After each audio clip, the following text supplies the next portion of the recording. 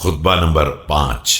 جب رسول اللہ صلی اللہ علیہ وآلہ وسلم نے دنیا سے رحلت فرمائی تو عباس رضی اللہ تعالی عنہ اور ابو سفیان ابن حرب نے آپ علیہ السلام سے عرض کیا کہ ہم آپ کی بیعت کرنا چاہتے ہیں، جس پر حضرت علیہ السلام نے فرمایا بسم اللہ الرحمن الرحیم۔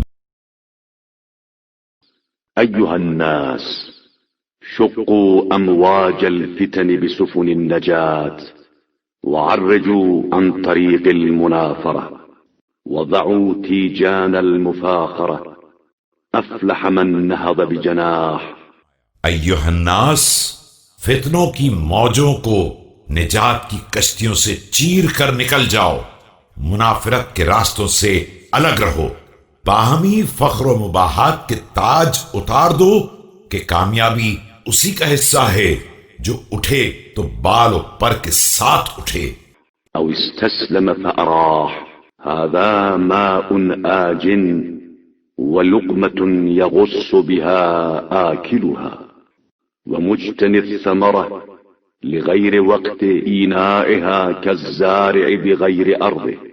ورنہ کرسی دوسروں کے حوالے کر کے اپنے کو آزاد کر لے، یہ پانی بڑا گندا ہے اور اس لقمے میں اچھو لگ جانے کا خطرہ ہے، اور یاد رکھو کہ ناوقت پھل چننے والا ایسا ہی ہے جیسے نامناسب زمین میں زراعت کرنے والا۔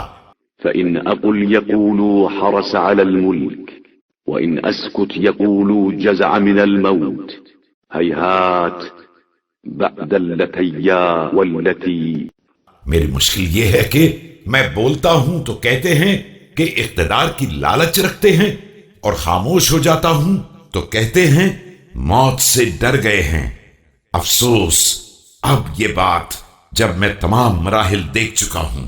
والله لابن أبي طالب آنس بالموت من الطفل بثدي أمه، بل اندمجت على مكنون علم لو بحت به لاضطربتم اضطراب الأرشية في الطوي البعيدة۔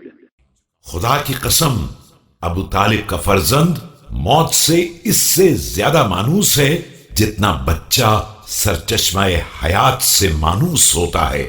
البتہ میرے سینے کی تہوں میں ایک ایسا پوشیدہ علم ہے جو مجھے مجبور کیے ہوئے ہے، ورنہ اسے ظاہر کر دوں تو تم اسی طرح لرزنے لگو گے جس طرح گہرے کنویں میں رسی تھر تھراتی اور لرزتی ہے۔